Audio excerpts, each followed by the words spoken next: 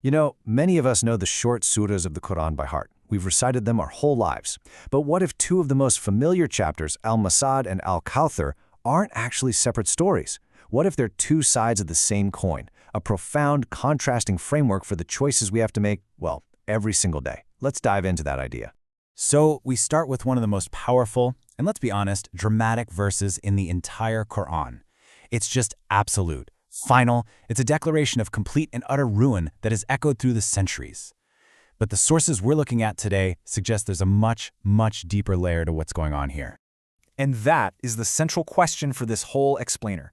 The interpretation we're exploring suggests that this surah isn't just a history lesson about one specific guy from the past. No, it's a timeless allegory. It's asking us to look past the historical figure and see a universal archetype, something we can recognize even today. Okay, so let's walk down this first path, the path of ruin.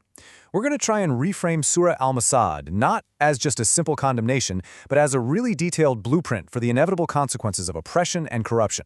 So here's the core idea from our sources. The name Abu Lahab isn't just about one person. It becomes a symbol for, well, every oppressor and corrupt person. The idea is that this surah is speaking to anyone, at any point in history, who decides to walk down that path of injustice. And this way of thinking completely redefines that famous opening verse. Perish the two hands. It's not seen as a physical curse. Instead, think of the hands as a symbol for everything a person has built, everything they possess. The verse, then, is talking about the total and complete destruction of all of their blessings. And what kind of blessings are we talking about? Well, according to the sources, it's pretty much everything we value.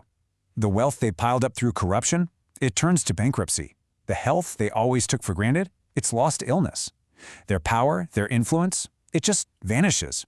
It's a total system failure. And get this is a really crucial point.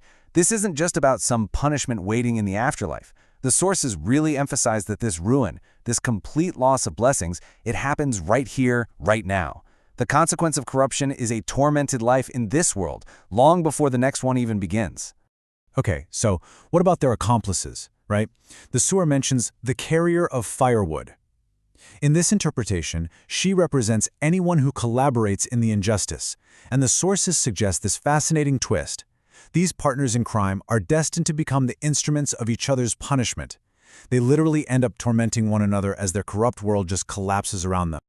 And that brings us to the final image on this path. That rope of Masad, it symbolizes their bond. The very same connection that united them in doing wrong now becomes the chain that binds them together in their shared ruin. It's a kind of perfect, inescapable symmetry, isn't it?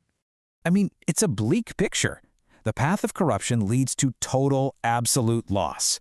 But right away, the Quran presents a powerful alternative, a direct response, and a completely different choice.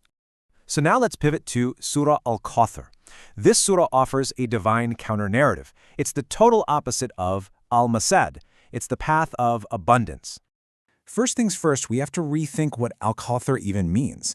A lot of us think of it as a river in paradise, but the sources we're looking at argue it's something so much bigger.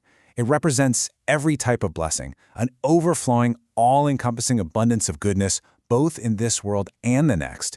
It is the polar opposite of the total loss we just saw.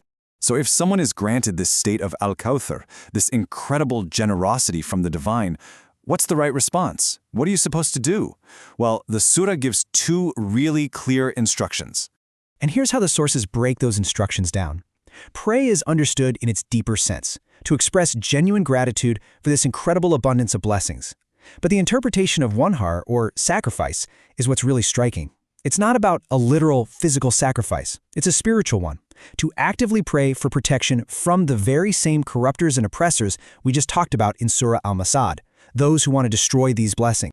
The surah then ends with this warning about Al-Abtar, the one who is cut off. And who is that? Well, according to the sources, it's the hater, the one who resents goodness and righteousness. And their fate? It's to be completely severed from all of this divine abundance. They can't receive it. They can't enjoy any part of it. They are, in essence, the embodiment of the loss described in Al-Masad. So you see, when we place these two surahs side by side through this interpretive lens, they're not just two chapters. They are one single, powerful message about a fundamental choice that really all of us face. This table really brings it all together. On one side, you've got the path of ruin, the corrupt oppressor, facing total loss, bound by a rope of punishment. And on the other, the path of abundance, the grateful believer, receiving all blessings, bound by a connection of gratitude.